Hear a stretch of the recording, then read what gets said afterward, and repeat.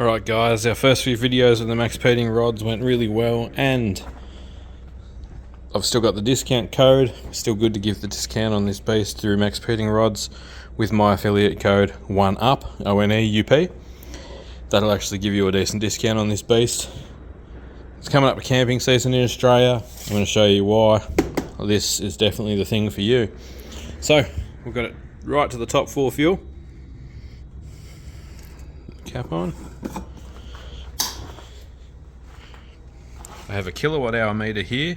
I have all the lights and chargers and things in the shed connected to it. That's my normal shed feed at the moment.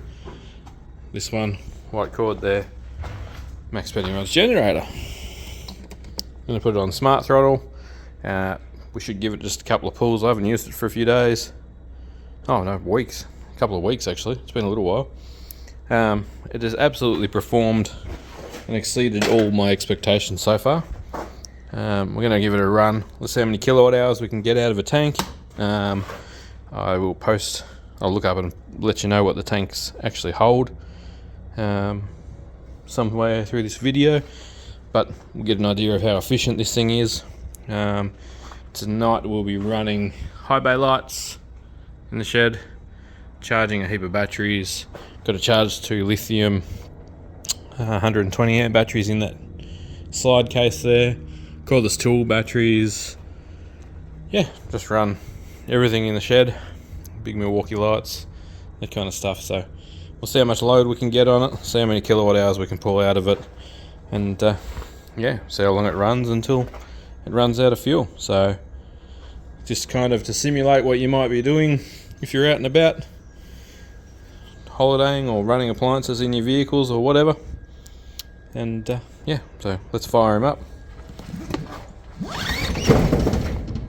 Oh, we got it pop straight away.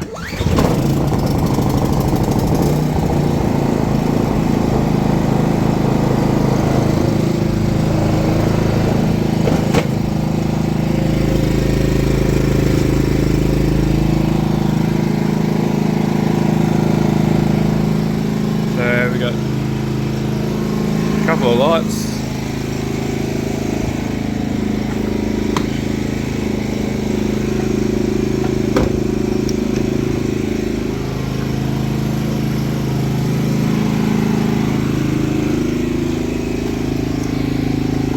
It doesn't sound like it's much above idle there for our 470 watts as our kilowatt hour meter. Got 243 volts at 50 hertz. What was that power factor? Power factor of 0.96, which is pretty excellent. So yeah, I'm just going to continuously run things with this until it runs out of fuel tonight. I normally wouldn't suggest doing this in a shed. My shed still doesn't have flashings on, and I'm going to leave the door open. And I'm not going to actually be working in here around it. Remember that it is a bit of a silent and deadly killer, the carbon monoxide. So I've got to charge this battery up. I charge this battery up, another lithium battery. So yeah, got a bit to do. We'll get some load on it. Might even strip some cable. There's, yeah, starting to charge these kinds of things. You've got quite a bit of power getting used. So we'll run that for a few hours and see what we come up with. Alright, so we got the lab power supply on the twin Solar King lithiums there. You got a little charger hitting that battery. All the lights on, which will be necessary in about an hour. That's a pretty good rate. Almost 800 watts.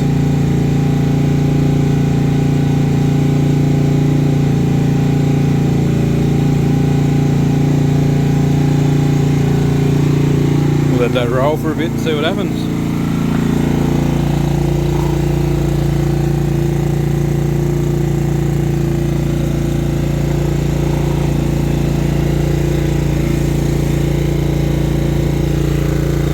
Beautiful and cool temperature wise.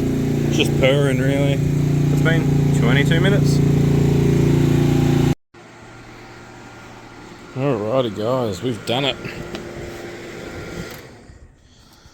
That is a whole tank. No juice left. Turned it around because it was getting hot on the bench. But yeah, it's some hours later now. How many hours? Almost 5.5 hours.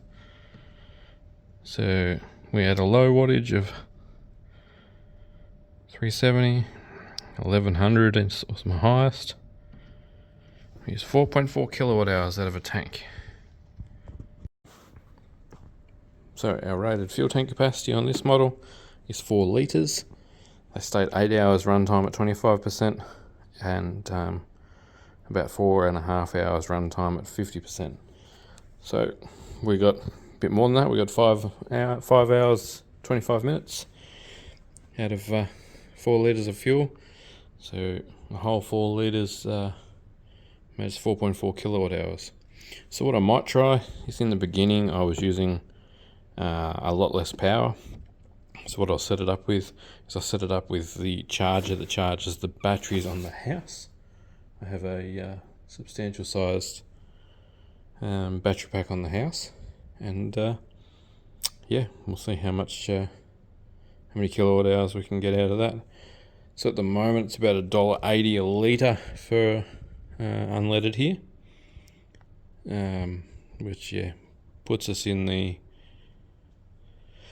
4 8s 24 is $2.40. No, 3 8s 24. 4 8s are 32. It's $3.20, and then your initial $4. So you're $7.20 for, I'm gonna say 4.4 kilowatt hours. So yeah, it's pretty expensive. Makes it what, $1.20 a kilowatt hour ish, rough maths. It's late. Yeah. So I'll do this again, but we'll pull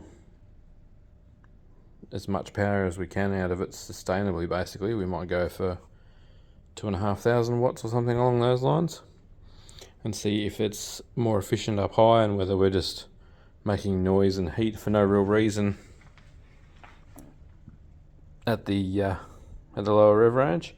But yeah, pretty impressed.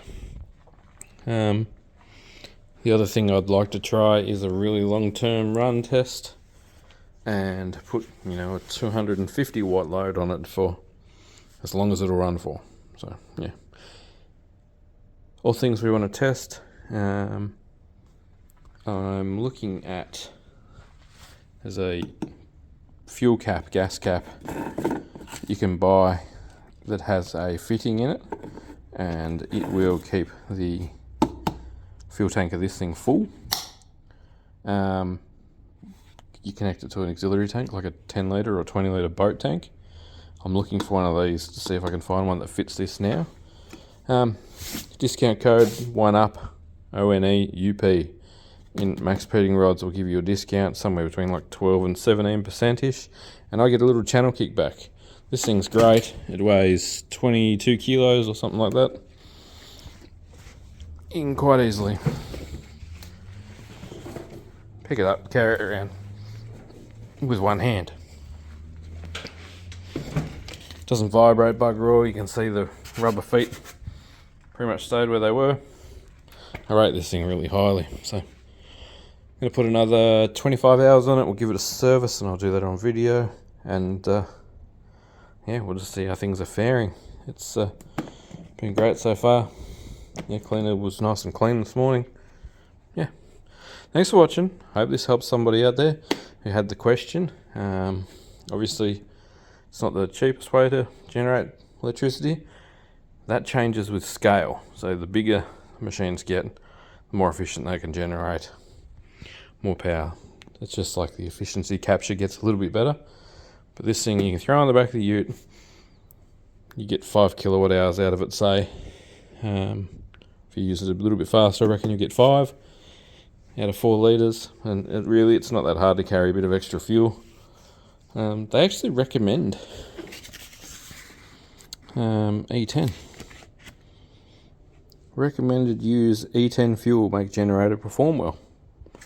So, be interesting to see if it makes much difference. I don't have this testing equipment to probably figure that out. Would run a little bit cleaner, and ethanol is generally sourced from vegetable matter in Australia, so that's pretty cool. If 10% of it in there is semi-renewable, very cool. But yeah, these work great. Really happy with them. I'll do another video soon, as soon as I get some time to put some real load on it and pull it out of it as fast as we can. Thanks guys. Go buy one for yourself.